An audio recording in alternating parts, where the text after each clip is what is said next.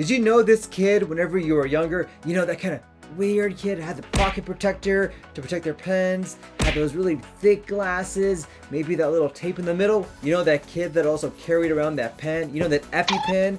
He was allergic to bees, nuts, dirt, wind, pretty much everything? Oh, God.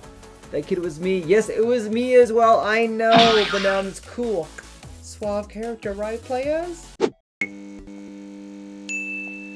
Food allergies in kids and adults are no joke. In today's video, I'm going to go through 5 myths about food allergies, and at the very end of the video, I'll explain the difference between a food allergy and a food intolerance. Guys, let's talk about poop. Howdy y'all, Dr. Islam here, aka your poop guru, trying to give you, yes, you, the best tips and tricks so you can live your best life from the top all the way down to your bottom. If you haven't already, don't forget to subscribe to my channel so you can get great videos like you're learning in today's video. Myth number 1, food allergies are not that serious.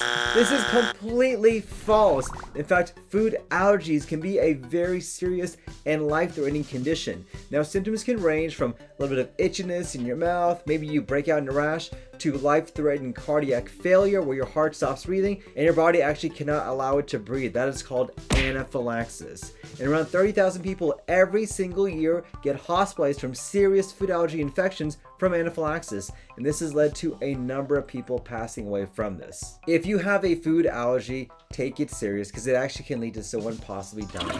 Number 2, once allergic, always allergic. This is also a very common myth. A lot of people think that when they had an allergy when they were younger, they're going to continue to have the same allergy with the same response as they get older. And it's actually surprising that a number of individuals can outgrow their allergies. Yes, not only can you grow bigger and stronger, you can actually outgrow those allergies as well. So there are people who may have had nut allergies or egg allergies when they were younger, and through the consequence of time and exposure, they're able to eat those foods again when they're older. And in fact, did you know you can also develop new intolerances or allergies when you get older? Oh yeah, one of the more common ones is dairy or lactose intolerance. So for me, when I was younger, I loved milk, not an issue. Had that ice cream, it was great. But as I got older, I noticed when I had ice cream and milk, stinky!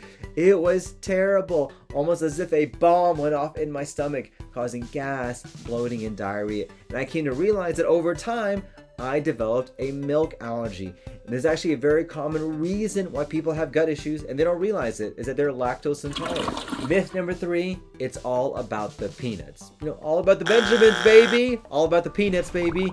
This is a very common myth. Now, peanuts tend to get a lot of information on the media because of how prevalent this is in terms of the allergy that people have and also the response to that and how often we happen to have peanuts. But did you know peanut allergy only consists of about 2 to 3% of the total food allergies that are out there? That's not that much. In fact, some of the more common food allergies outside of peanuts by far include things like milk, eggs, trees, nuts, soy, wheat, fish, and shellfish. So even though nuts can be troublesome, they're not the most common food allergy that's out there. Myth number 4, eating a little bit, not a big deal.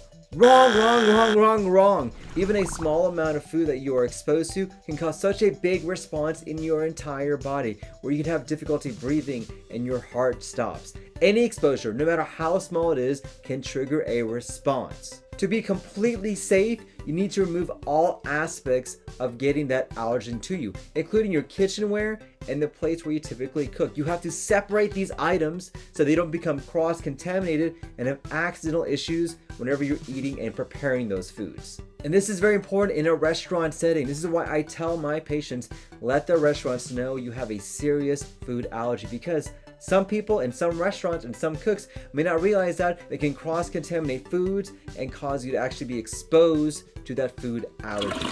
Myth number 5, all allergy ingredients must be on the food label. Unfortunately, this is a very common myth which can lead to life-threatening consequences. A federal law from 2006 states that the 9 most common food allergies should be listed on your label. That being said, those are not the only foods that can cause food allergies. That list can be hundreds, and only the top 9 have to be on that food label. So if you're a person who's prone to allergies, be very careful that you either speak to the manufacturer or go to the source of the people who are producing that food. So now that we talked about food allergies, let's discuss what is the difference between a food allergy and a food intolerance.